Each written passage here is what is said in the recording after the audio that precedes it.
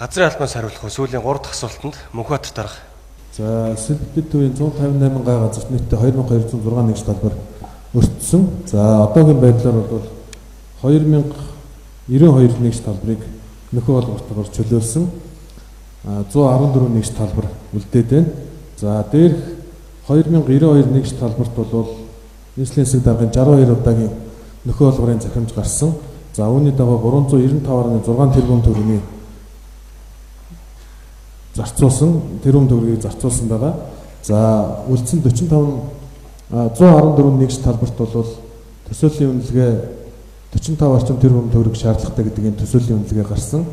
За Сэлбэдэд төвдөр нэг газрыг 4.2 орчим тэрбум төгрөгөөр чөлөөлт хийж байгаа. За нэмэлт тайлбар Баатар дарга. За Сэлбэдэд төвийн орон сууцны барилгын өртгийн талаар асуулт ирж байна. За магадлсан төсвөр бол 1 м2 барилгажих талбайгаараа бол 2 сая 450 мянган төгрөг гэдэг дундаж марсан байгаа. За барилгажих ашигтай талбайруугаар шилжүүлэх бол 3 сая 470 мянган төгрөг байгаа. За ер нь бид нар тооцол үзэхдээ инженерийн сургамж бүжээ болон бусад бүх зардлуудыг нэмж үзсэн.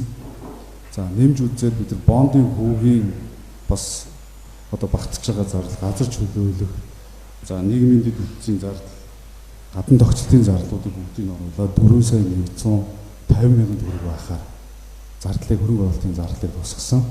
За хөрөнгө оруулалтын өгөөжийг бас асууж байна. За хөрөнгө оруулалтын зардлыг бид нар 2 их найд 185 байхаар төсөөлсөн байгаа. За борлуулалтын орлогыг бол 2 их найд 585 тэрбум буюу нэмэх 400 тэрбум байхаар төсөөлсөн. За мөн бид нар 3 дугаар сард олон нийтийн бүстэй сонгон шалралт хийж хувийн хвшлийн хөрөнгө оруулалтыг татна. Үүнээс бид нар ирээдүйд 400 тэрбум төгрөгтэй тэнцэх хөрөнгийг бас төлөвлөхөөр ажиллаж байна. Ингээд нийт Сэлбэд тусламж одоогийн байдлаар нэмэх 800 тэрбумын өгөөжтэй байхаар төлөвлөж ажиллаж байна.